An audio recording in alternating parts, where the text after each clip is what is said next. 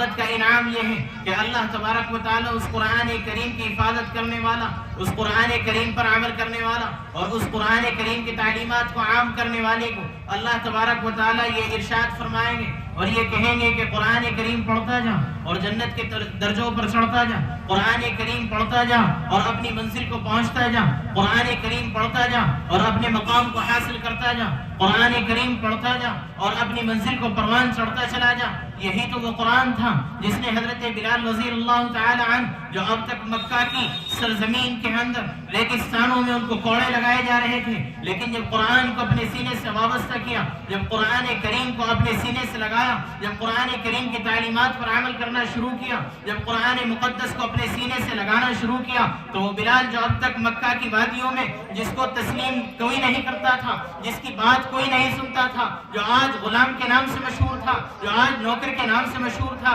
جس کو لوگ دنیا جانتی تھی کہ یہ غلام ہے، جس کو دنیا جانتی تھی کہ کالا اور کلوٹا ہے، لیکن جب ایک وقت وہ آیا جب انہوں نے قرآن کی تعلیمات پر عمل کرتے ہوئے احد احد کا نعرہ بلند کیا، اور پھر جب وہ وقت آیا اللہ کے نبی حضرت جناب رسول اللہ صلی اللہ علیہ وسلم کو حکم دیا گیا کہ آپ مکہ کو فتح کر دیجئے، جس کی خوشخبری قرآن یہ کہتا ہے انا فتحنا لک فتحا مبینا، جس کے بارے میں اللہ رب ذوالجلال یوں کہتا ہے اذا جاء نصر اللہ والفتح ورأيت الناس يدخلون في دين الله افواجا۔ پھر وہ موقع بھی آیا اور وہ موقع ایسا موقع آیا کہ رب ذوالجلال کا آخری نبی اپنے تمام 10,000 صحابہ کا لشکر لے کر مکہ کی طرف جب چڑھتا ہے اور مکہ کی طرف جب بلند ہوتا ہے، مکہ کی طرف جب اپنے پاؤں کو چلاتا ہے اور جب مکہ کی طرف بڑھتا چلا جاتا ہے، جب وادی تو کے اندر پہنچتا ہے اور اس تو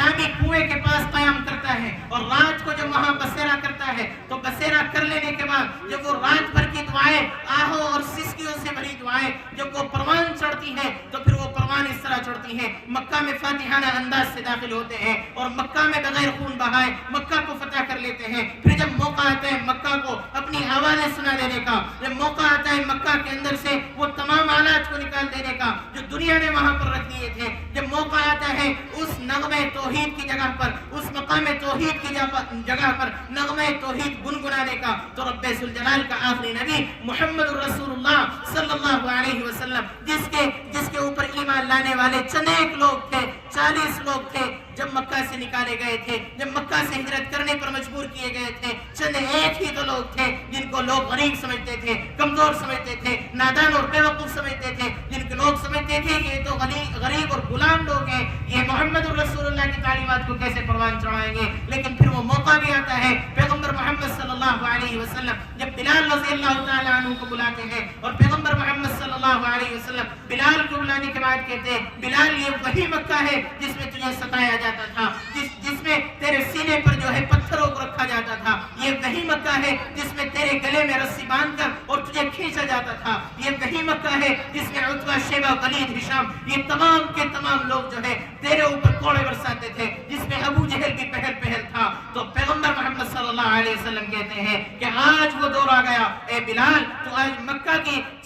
سیڑھی سے چڑھ کر جو ہے چھت پر چلا جا اور آج نغمے توحید کو سنا دے، اور وہ اللہ اکبر کی صدائیں آج دنیا کے اندر لہرا دے، اور اللہ اکبر کی صدائیں دنیا کو یہ نغمہ سنا دے کہ اگر کوئی ذات باقی رہنے والی ہے تو رب ذوالجلال کی ذات تھی، اگر کوئی ذات باقی رہنے والی ہے تو قیامت تک رب ذوالجلال کی ذات باقی رہنے والی ہے، اگر قیامت تک کے بعد بھی کوئی ذات باقی رہنے والی ہے تو رب ذوالجلال کی ذات باقی رہنے والی ہے۔ تو پیغمبر صلی اللہ علیہ وسلم کا ارشاد ہوتا ہے، بلال حبشی اپنے جوتوں کو اتارتے ہیں تو کہا جاتا ہے بلال آج تو اپنے جوتوں کو نہیں اتارے گا، آج تو جوتوں سمیت خانہ کعبہ کی چھت پر چڑھ جا اور جا کر نغمہ توحید کو سنا دے۔ بلال کھڑے ہوتے ہیں جس کو آج دنیا کے مکہ والے لوگ دیکھ رہے تھے کہ وہ آج سردار بن کر فاتحانہ انداز میں مکہ میں آ گیا ہے، جو کل تک مکہ کے ریگستانوں میں جس کو پیٹا جاتا تھا اور جس کو جو ہے وحشیانہ ظلم و بربریت کا نشانہ بنایا جاتا تھا، آج وہ نغمہ توحید سنا رہا ہے اور کہہ رہا ہے اللہ اکبر اللہ اکبر۔ دوستو یہ قرآن کریم ہی کی تو دولت تھی جس نے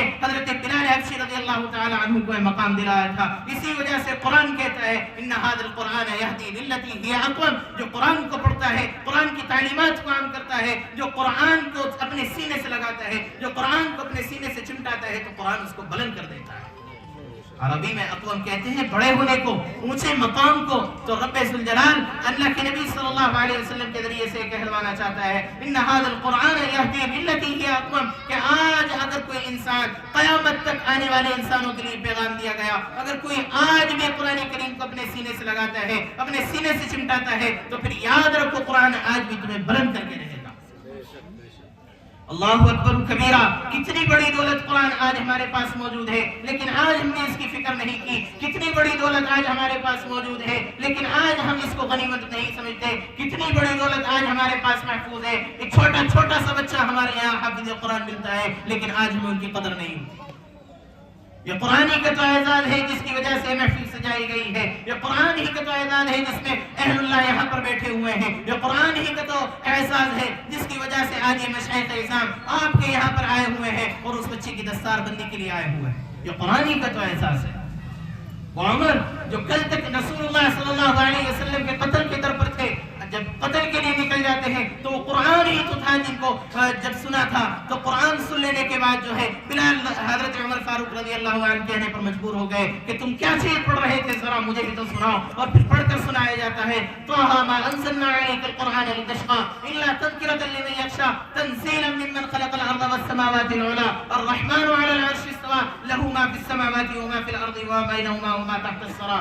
حضرت عمر رضی اللہ تعالیٰ قرآن کا پیغام سنتے ہیں, پھر وقت وہ بھی آتا ہے 40ویں نمبر پر مسلمان ہونے والا بہادر انسان, پھر دوسرے نمبر پر آتا ہے خلیفۃ المسلمین بن جاتا ہے. دورہ ہے عمر فاروق رضی اللہ تعالیٰ عنہ کا, چہل پہل ہے خلافت عمر رضی اللہ تعالیٰ عنہ کی. پھر حضرت عمر فاروق رضی اللہ عنہ مدینہ سے مکہ کی طرف نکلتے ہیں, رخت سفر باندھتے ہیں, مکہ میں ایک وادی پر پہنچتے ہیں تو ٹھہر جاتے ہیں. اوپر سے چلچلاتی دھوپ پڑ رہی ہے, ایک لشکر ساتھ میں ہے تو لشکر بھی رک جاتا ہے, عمر بھی رک جاتے ہیں. جب کانواں رک گیا, عمر فاروق رضی اللہ تعالیٰ رکے تو ٹھہرے ہوئے نیچے کی طرف دیکھ رہے ہیں. لوگوں نے پوچھا, ایک آدمی جنگ بہادر نکلا اور اس نے جرأت کر کے پوچھا عمر رضی اللہ تعالیٰ آپ کو کیا ہوا ہے کہ آپ یہاں پر کھڑے ہوئے ہیں؟ تو عمر فاروق رضی اللہ تعالیٰ عنہ نے کہا مجھے وہ دور یاد آ گیا جب میں جوانی کے عالم میں تھا اور میرا باپ مجھے اونٹ چرانے کے لیے مکہ کی وادی میں بھیجتا تھا اور میں مکہ میں آتا تھا اور ان وادیوں میں اپنے اونٹوں کو چراتا تھا. شام کے وقت میں جب میں گھر لوٹتا تھا تو گھر لوٹنے کے بعد مجھے کہا جاتا تھا عمر جیسے اونٹ لے کر گئے تھے ویسے ہی اونٹ واپس لے کر آئے ہو, عمر جیسے بھوکے پیاسے اونٹ گئے تھے ایسے ہی بھوکے پیاسے اونٹ واپس آ رہے ہیں. اے خطاب یہ کہتا تھا تو کہتے ہیں عمر رضی اللہ تعالیٰ میرا باپ خطاب یہ کہتا تھا عمر تو زندگی کیسے بسر کرے گا, عمر تو دنیا کے کارنامے کیسے انجام دے گا جب تجھے آج تک اونٹ ہی چرانے نہیں آئے. عمر رضی اللہ عنہ آگے رونے لگے اور کہنے لگے وہ دن بھی مجھے یاد ہے جب میرا باپ مجھے کوستا تھا, وہ دن بھی مجھے یاد ہے جب میرا باپ مجھے تانے دیتا تھا اور کہتا تھا عمر تجھ سے تو اونٹ بھی نہیں چرانے آتے, لیکن جب میں نے قرآن کو اپنے سینے سے لگایا اور قرآن کی چند آیات کی وجہ سے میری زندگی کا رخ بدلا تو پھر وہ دن میں دیکھ رہا ہوں کہ آج تمام مسلمانوں کا خلیفہ بھی میں ہوں.